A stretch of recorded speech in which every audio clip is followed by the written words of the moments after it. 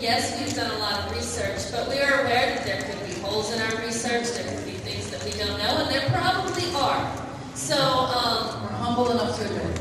And also, since, I can cover a bisexual perspective really nicely, she can cover a lesbian perspective. We've talked to a lot of our friends who identify in other ways, and we're going to do our best.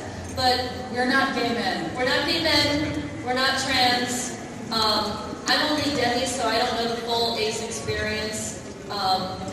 So we're going to do our best. And we always want to learn more, so if after the panel you have some resources that you'd like to share, like some well-written academic-y type of resources, we'd be really interested in those. Yes, and basically, if we offend you, you didn't mean to, and we're sorry. All right. All right, this is going to cover LGBT representation in anime, or lack thereof. Why don't we just get started? Well, it kind of seems like there's plenty of gay stuff in anime, doesn't there? At first glance, it seems kind of more progressive than American TV, especially animation. But is it? Is any representation good? Is it, as long as you're on the screen, is it good? What if it's misrepresentation or even exploitation? There's a lot of gray areas gradienting through the anime world, and we want to get into that.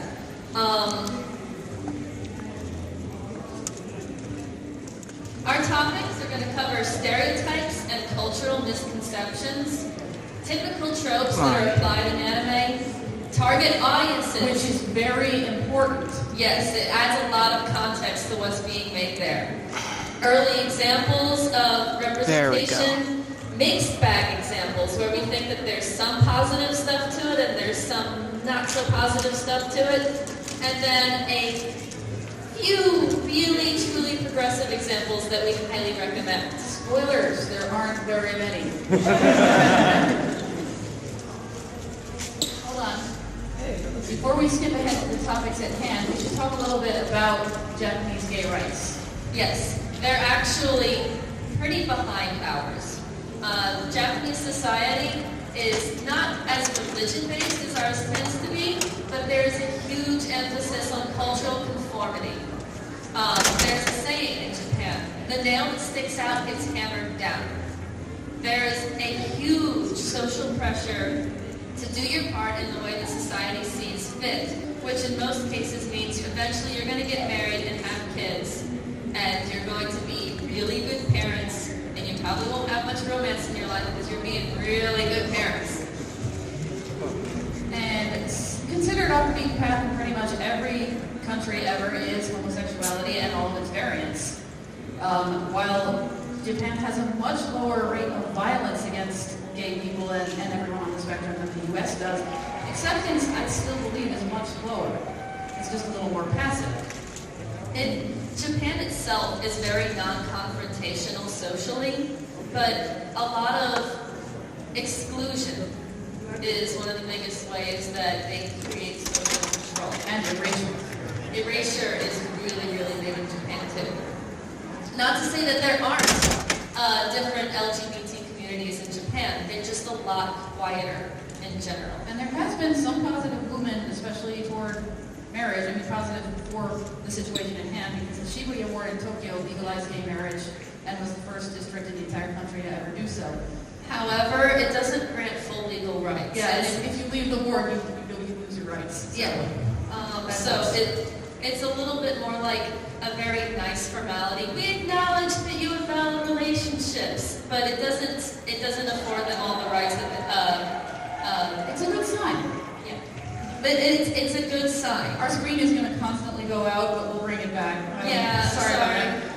My computer's in low power mode, so we've done so many panels today, it's running low, and I didn't think it would run low this fast. As for anime and manga, they're popular forms of entertainment, but they're still considered off the beaten path. They're not always written for a general audience.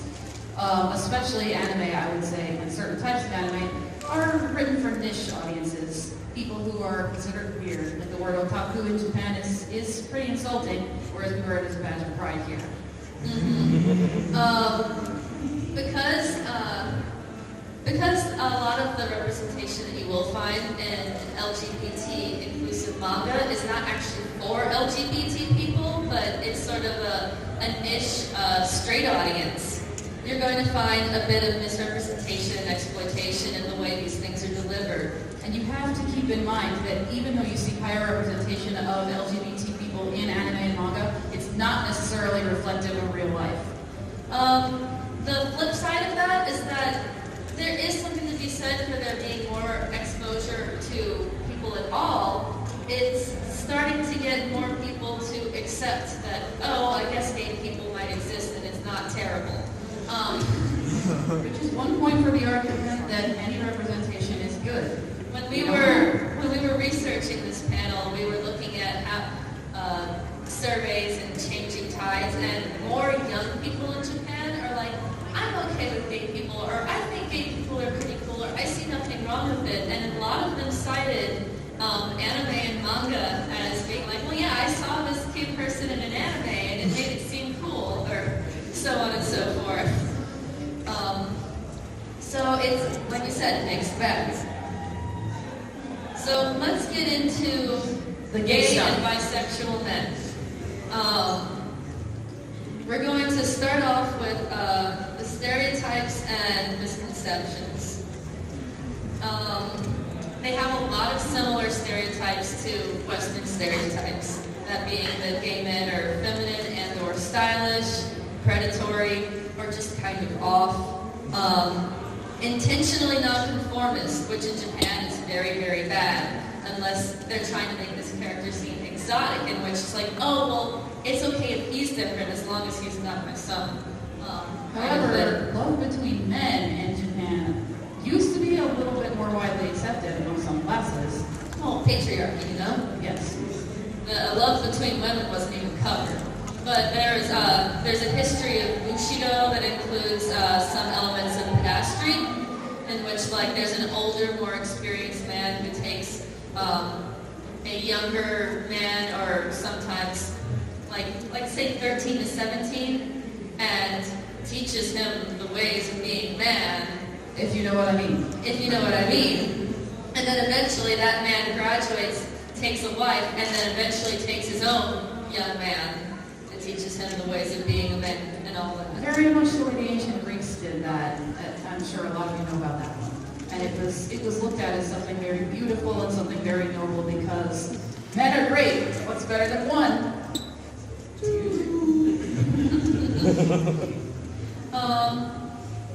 So that partially led to the semi-uke trope, which we'll cover in a little bit more detail. But still, by modern Japan, the urge to conform is strong, and men will often be closeted, especially at work. They're a little more likely to be out with their families, but they're probably going to be closeted at work. And if a man is out, he may be seen as a novelty, but not as something as you would want to happen to your family member. So there might be like, imagine a housewife who will get along great with her gay neighbor, but she might pass a comment that's like, I'm glad that my son is not gay. It's just sort of like these microaggressions are very commonly experienced by out gay men. So, And here we are were some just stereotypes. earlier. Yeah, that's pretty much self-explanatory. We already said a lot of this. Mhm. We're a little behind on our slides. Yeah, I'm sorry, I did it straight. But here's some pretty pictures to go along with everything we just said. Okay. I liked Gravitation, for the record. It was my first gay show, pretty much. Probably a lot of other people's. But we also recognize that there's a lot of toxic stuff in there, and I don't really know if it's like, oh well, that's drama, or oh well, that's really messed up. But it's certainly not a perfect example of great representation, because there's It has a very strong semi-uke. very, very strong semi-uke feel. Does everybody know what that is? I heard somebody say no. We have to say it. We have to say it. Okay, seme is the maddening man, and uke is the either feminine and or kind of boyish, slight slightly underage-ish men. They basically kind of mean attacker and receiver. That helps paint a picture. Uke is usually much younger, very girlish, cries when he stubs his toe, and always takes it from behind. There's this great parody comic called like Dorito Face Pat Touch and Shota Boy. For you writing that down, it is Dorito Face, Bad Touch, Senpai San, and Shota Boy. It's like the Dorito Face guy literally has a chin this long. And it's an excellent parody of everything that's wrong with this kind of The yaoi subculture. It's wonderful. The reason why the semi-uke dynamic is unhealthy is that it forces a heteronormative veneer on top of a homosexual couple. When a lot of real gay men are not necessarily going to conform to that veneer. Not to say that there's anything wrong with men who might actually be in couples that look like this, but it's not a template, it's not a default.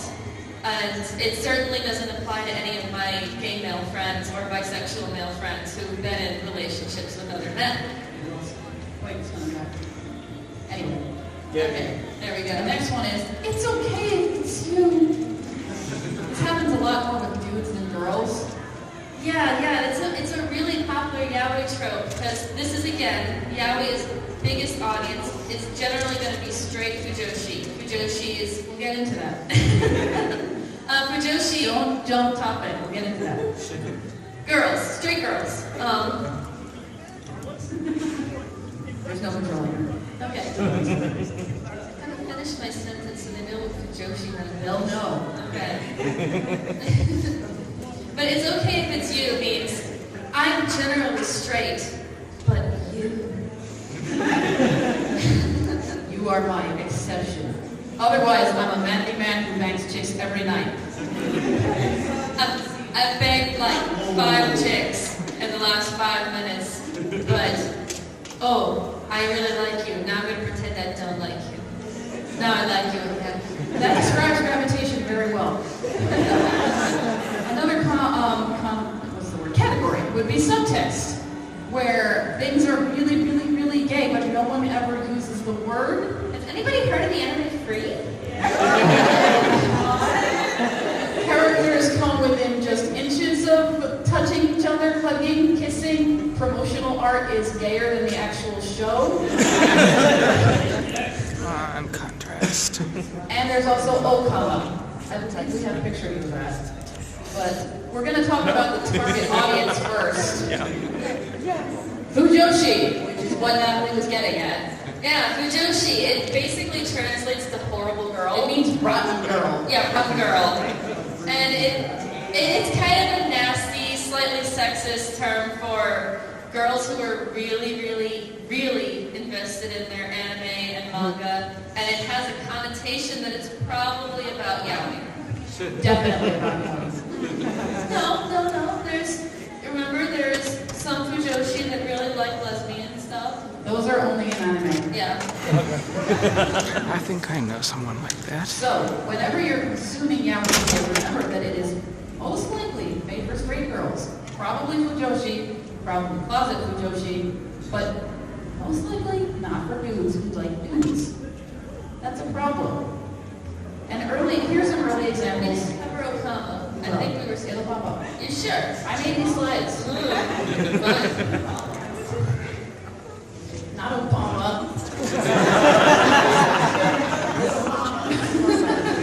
And now you've spawned a million fanfics of So Obama. these are some early examples we can give you.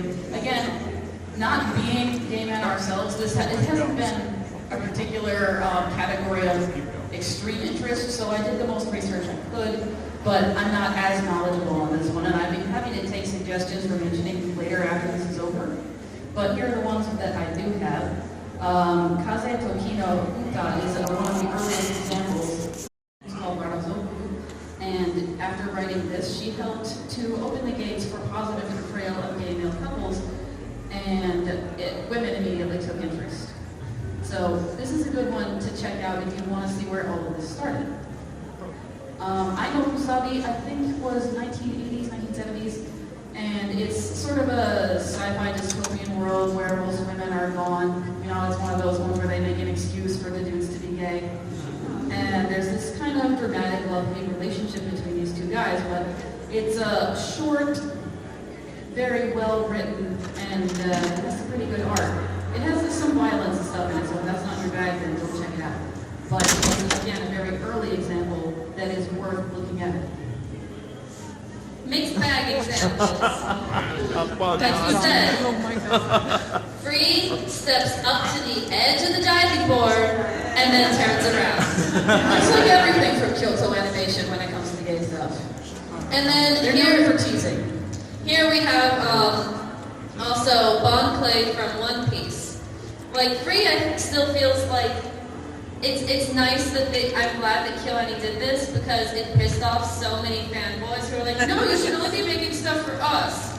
And it was kind of nice for them to be willing to work on something that's kind of yaoi-ish but not quite. Yeah. They're always teases. Free is good and bad, and then it's so gay. All they need to do is just say the word, and it will officially be a gay title. But they won't. They never will. And that's where it really fails. But if you enjoy it, we know why you enjoy it.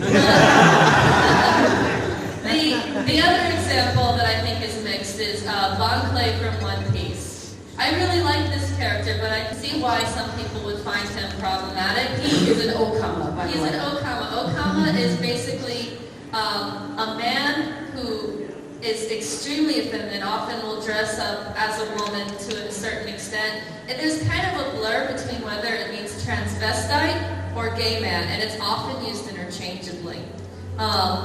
This guy has, like, his catchphrase is, "Oh, come away!" And he dances, he does ballet. But one of the things that's nice about his character is that he is portrayed as very strong, very honorable, and He fights in the shonen. yeah, very strong, very honorable, a good friend. He never comes off as predatory, which is against the stereotype. Usually comedic, flamboyant characters have that predatory thing, and he doesn't have any of that. Yeah, think Puri Prisoner from One Punch Man. Yeah, he's kind of predatory. He's actually very problematic. And another thing that's nice is that Luffy and all of his crew, except for the really sexist, homophobic Sanji, are really down with him. They're like, yeah, Bon Clay is fine. They don't act like he's weird or different or terrible. He's not that much more hilarious or goofy than any of the other characters in One Piece either. The negative, though, is that while he's a good guy and everybody respects him, he's still a very stereotypical example of an Okama who can fight but acts kind of wussy, who is most definitely gay. Not all Okama are gay. And who wears really bad makeup and is not attractive. They're never attractive. If they could attract women, why would they be going after men and dressing up like women? That's a horrible thing to think. And yet they do. So, like I said, he's a mixed bag example. He's more progressive than most Okama portrayals, but However, we do have one very progressive example. I love this manga. Me too. And this mangaka is just so good. This is What Did You Eat Yesterday by Fumi Yoshinada. This is never getting an anime, unfortunately. Yeah, it's really way too good for that, I guess. It's basically about two middle-aged gay men and their daily lives eating delicious food. Yes. One of them's a lawyer, one of them's a hairdresser. They live together, they can't be married. One of them had to come out to his parents and it didn't go well. The other one, we don't know his story. And the lawyer comes home stressed every day and cooks a meal, and he gives you the recipe, you the reader, and you get to see what they go through as a gay couple living in Tokyo. It's very down to earth, it's a realistic portrayal, and it respects the characters that it is representing accurately. One thing that was really interesting is that Fumi Yoshinaga felt really guilty about making a living off of portraying gay men. She is a fujoshi. She is a fujoshi, but she basically went and talked to a whole bunch of her gay male friends and was like, I really want to do this right. I want to depict you honestly. I want to do right by you. And so she's been trying really hard to make her stuff more realistic. And this couple does feel very real. There's this one part, this one painful but realistic spot where the lead's mother, thinking in a very loving statement when he's visiting her, tells her son, I want you to keep one thing in mind, if nothing else. Your mother is prepared to accept all of you, whether you're gay or a criminal. And it's just this quiet, awkward silence that she panels after that, with him thinking, or a criminal, huh? And it's just little moments like that feel very real and speak to the struggle of people who are actually living being gay. Later on in that same chapter, the father casually asks him after, just changes the conversation and says, say, what kind of woman would you be okay with? It's just painful little things like that are peppered through that make it feel real. Very, very relatable. Speaking of which, lesbians. Depicted on the left is the first gay couple to be married in Japan. Yay! We should clap for that! Depicted on the right is a problem.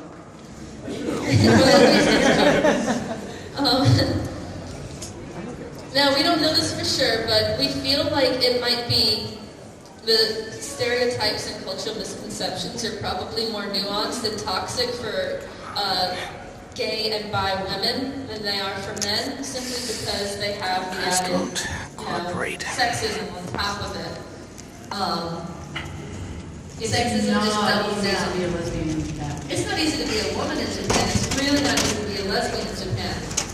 And something that's interesting is that vertical relationships are seen as natural while young, but adult lesbians are seen as immature at best, or damaged, crazy, and predatory at worst. The phase thing is called Class S relationship. We'll get into that more in a little bit. And the predatory thing is basically what they think happens to lesbians if they decide to stay gay into adulthood. And other stereotypes that exist come from Takarazuka. Who knows what that is? Yeah, awesome. All right, Takarazuka is basically an all-female acting troupe. And so usually they get a very dashing, semi-deep voiced, gorgeous woman to play the male parts. And she's just really dashing. Yeah, and then they have the Musume Yaku who play the more feminine parts, so they're butch and femme. Sailor Uranus and Sailor Neptune are based on this trope. Completely.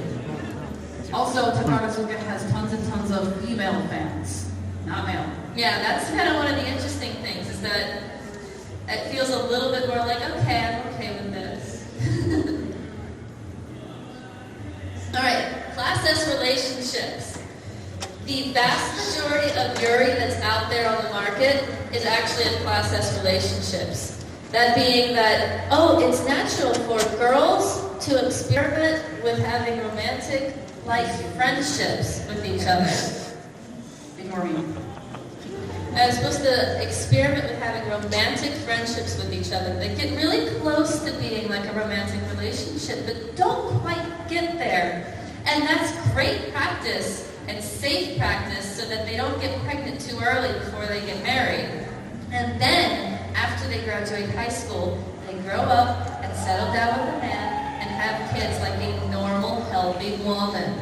Class S is seen as a beautiful, fleeting cherry blossom. It has a lot of sort of sexist ideas about purity placed on the women who are depicted in Class S too.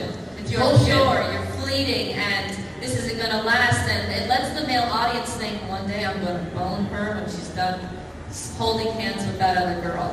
Marty Vitae is a very good example of this. Strawberry Panic is a painfully good example of that. Strawberry Panic, they actually do get kind of sexy, but it's still trash. And again, Psycho Predator lesbian, which is very similar to the male version, only she's usually way more psychotic and way more obsessive and way more dangerous. I feel like men are more often played for comedy when they're in this role. I mean, there are a few time they're just played for, wow, that sure is disturbing. And again, we are plagued by subtext, possibly even worse than the Free fans. Sounding euphonium. Before Free came out, the studio that made it, Kyoto Animation, was notorious for doing this with lesbian couples for their target audience. The kind of person who would buy this. This is a character from Yuri Yuri, which is a show that involves lots of girls who are hot for each other, and they're all in middle school, and they all look like they're in elementary school. I hate this show. I'm sorry if you like it.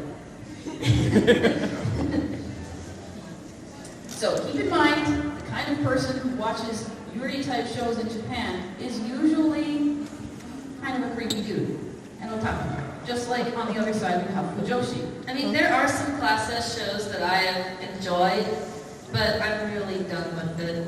It's not good enough for me anymore. And the reason why a lot of moe shows, you guys know what that is?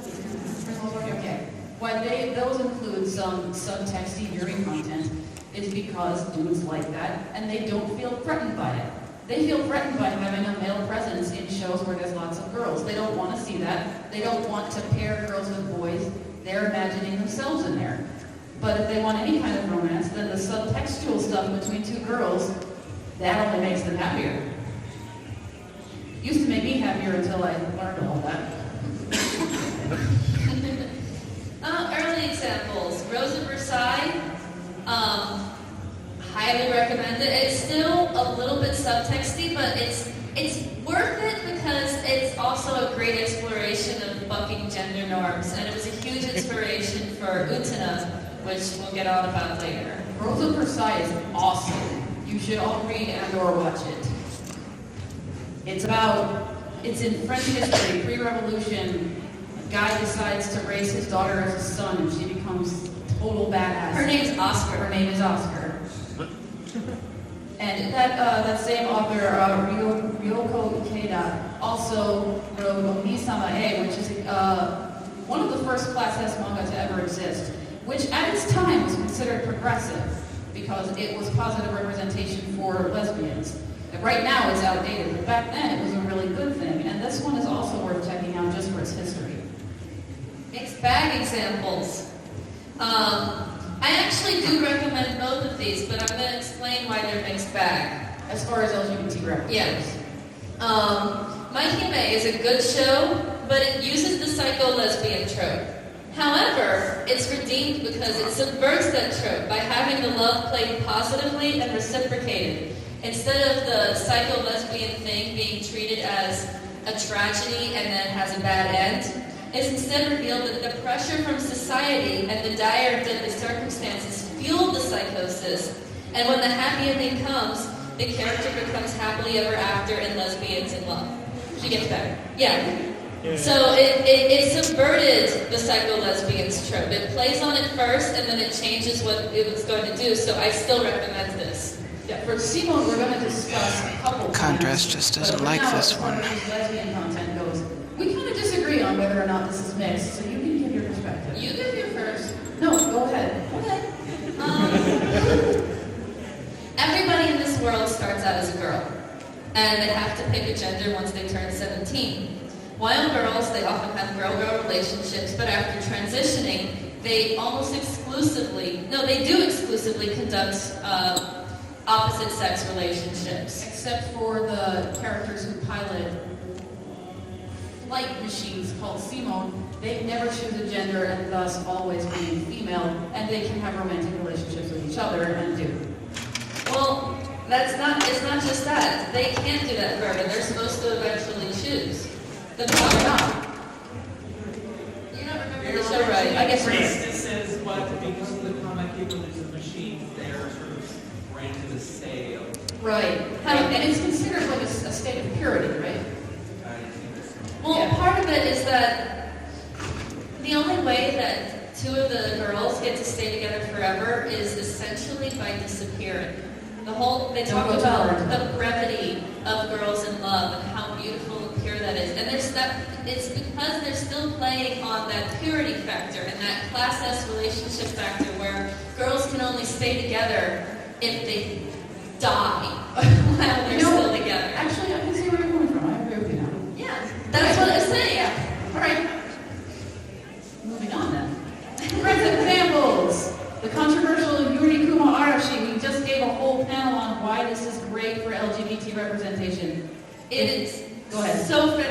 actually, Yurikuma Arashi takes both of those tropes, the psycho-lesbian predator and the class S closeted girl, and it ramps them up to 11 and then deconstructs them and exposes that society is really what's to blame for both of those, and that girls do not have to conform to either of those expectations. It is brilliant, it is beautiful, it makes me cry.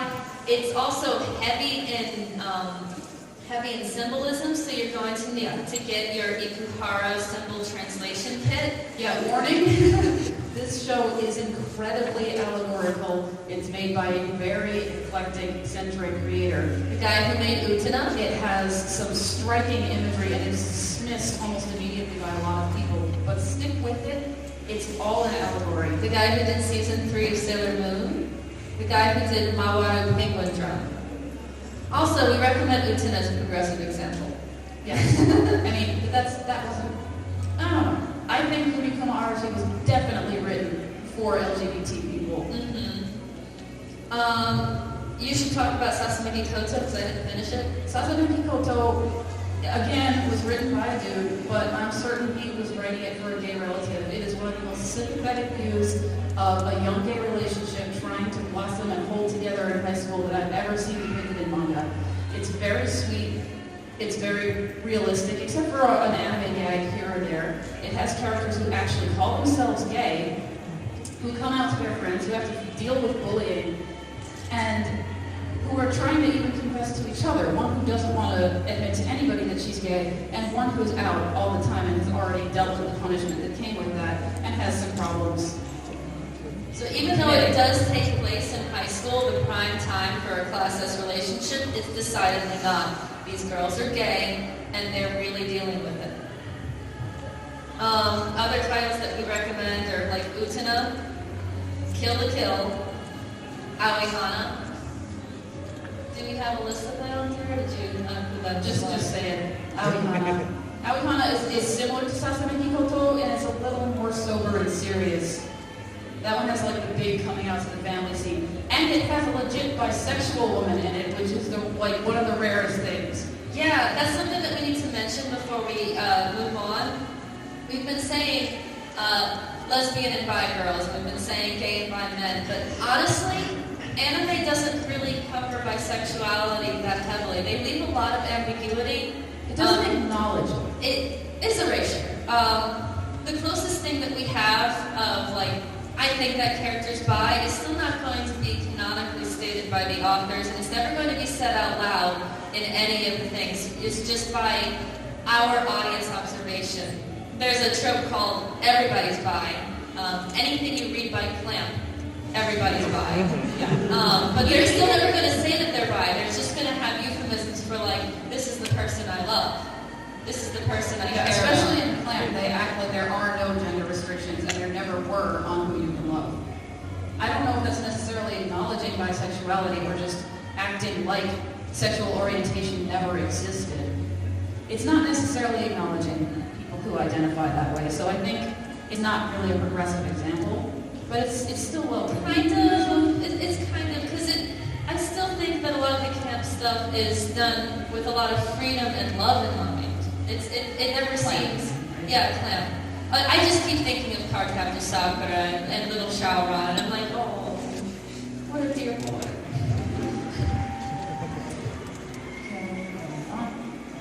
This will come back in a second.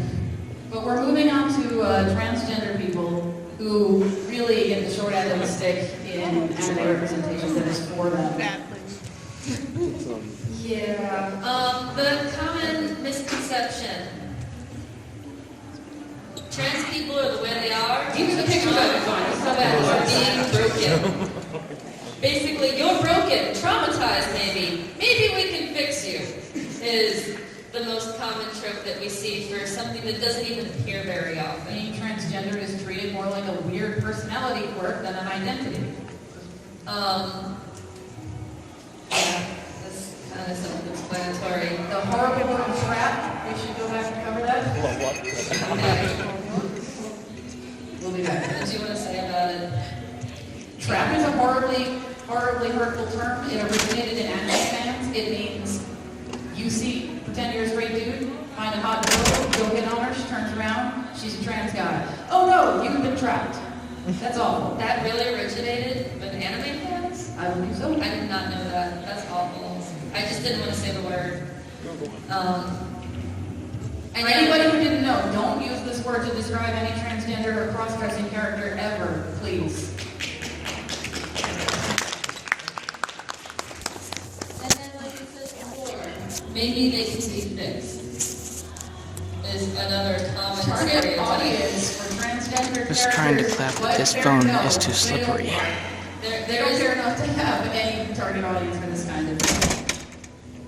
It'll appear randomly across genres when an author feels like they need some novelty. It's usually played for comedy, sometimes for drama. That's what means. I know a lot of people. Who here's watched Fushigi Yugi? I know, I'm showing my age. Okay, only a few people. A lot of folks really like Noriko. I love Noriko. Really love Noriko. And I liked him too until he developed. Noriko was on the trans spectrum for sure, and then Noriko was cured and decided to become just straightforward 100% man, and fell in love with the female lead, whereas Noriko had been interested in a male character before that. It was discovered that it was all transference for the sister that Noriko had lost. Yes. And Noriko was trying to be that sister. And once Noriko's wounds were healed by the wonderful female lead, Noriko got over all of that trans stuff. Started dressing like a man and wanting to be treated like a man. It's so great. Love cured him. You know, unrequited love, but it's counting.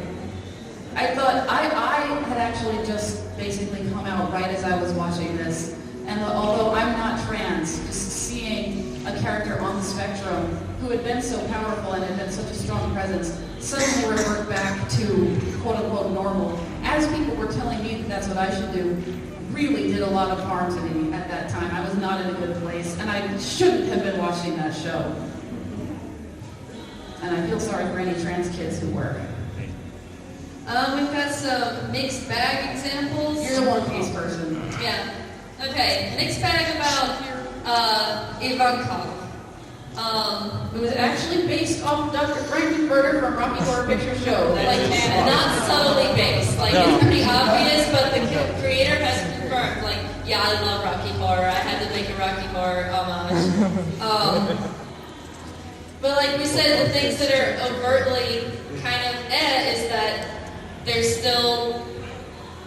the flamboyance there. The things that are good about Ivankov is that, kind of like Bon Clay, this character is seen as powerful, honorable, respectable, a leader, and actually gives sort of a hardcore, empowering PSA about how women and men have value, and I have created a new society of people who will be men or women or in between.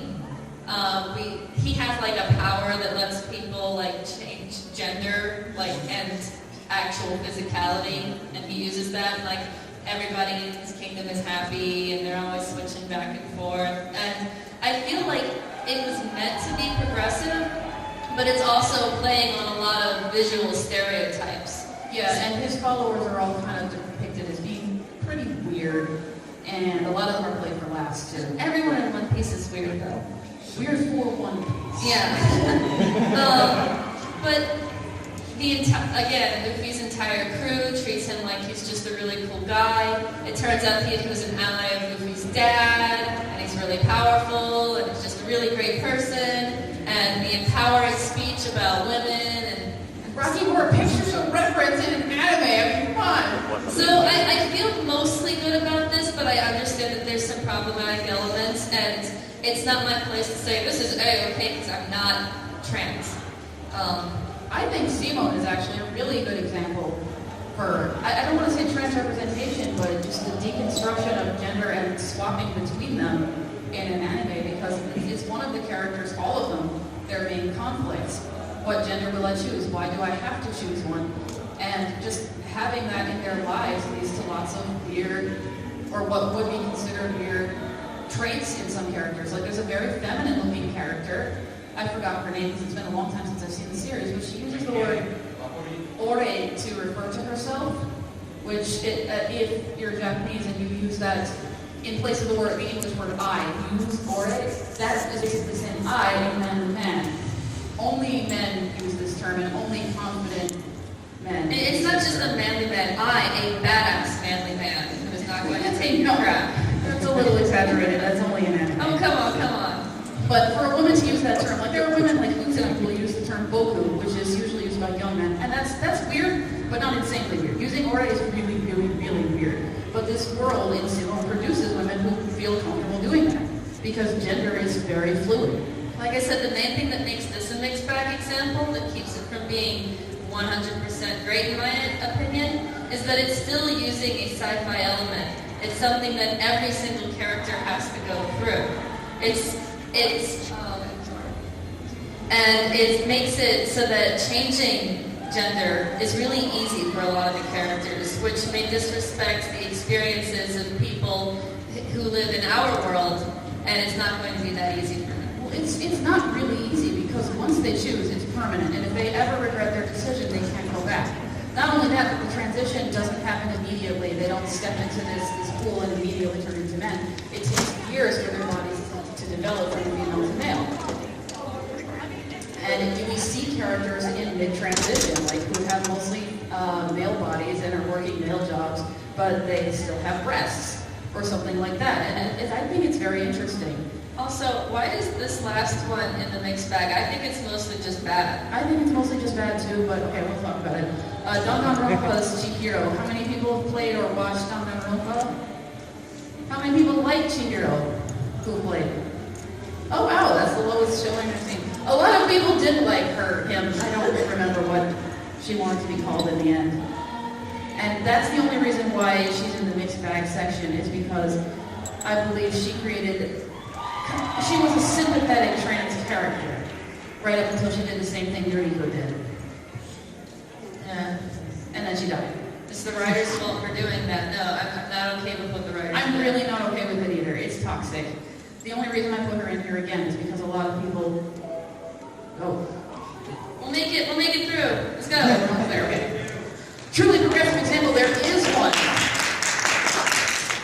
This is a beautiful beautiful piece. It's both a manga and an anime. And they're both available in English. And it's handled deftly and sensitively. It explores what these young characters are going through.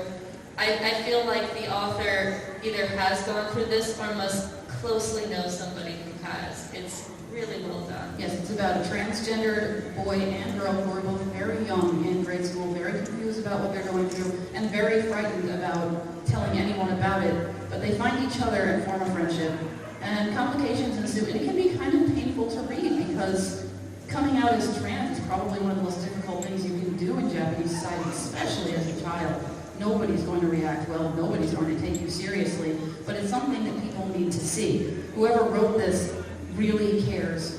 They really want to show you the story, they want to make you care too. And it's very well done too. And the art is great too. Mm-hmm. It's all watercolor. I can't recommend this enough. And it's basically the only progressive example we could find. If anybody knows anything else, please. But I own 4 volumes of this. You should definitely read it. You guys got 5 minutes left. Good, that's all we need.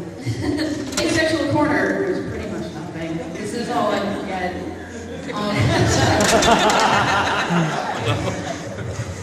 Well, we all know Piccolo doesn't have a gender, but come on.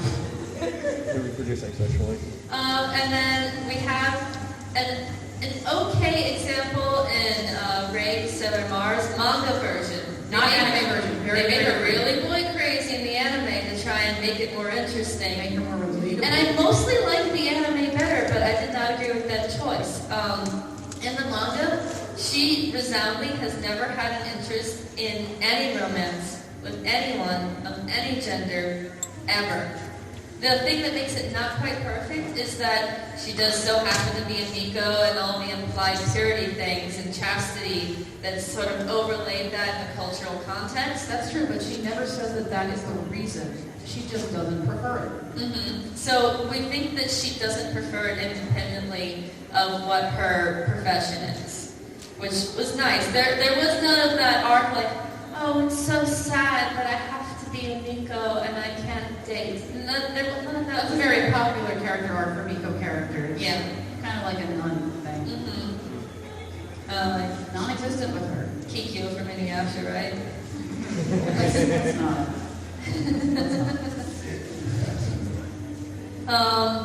But yeah, she's not a bad example. But like I said, it's never been stated outright in anything that, oh, this person is ace. It's never been explored, the asexual experience, that much.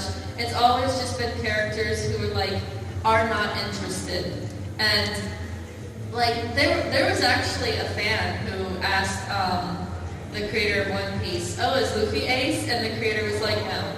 He likes girls.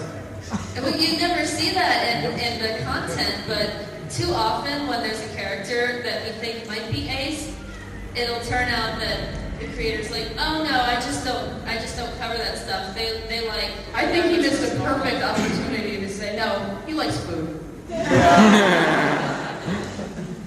But I think that's it, right? That's our panel? Yep, that's our panel. Usually we have room for discussion at the end, but scheduling has been wrong. And if you liked our panel, you can come visit us at our booth. We're in the Artist Alley at G19. We'll G19. be there tomorrow. We're going to sleep now. Yes. Okay. But we've got a whole lot of gay, mostly girl art, and we'd love to talk more about any questions y'all might have. Thank you.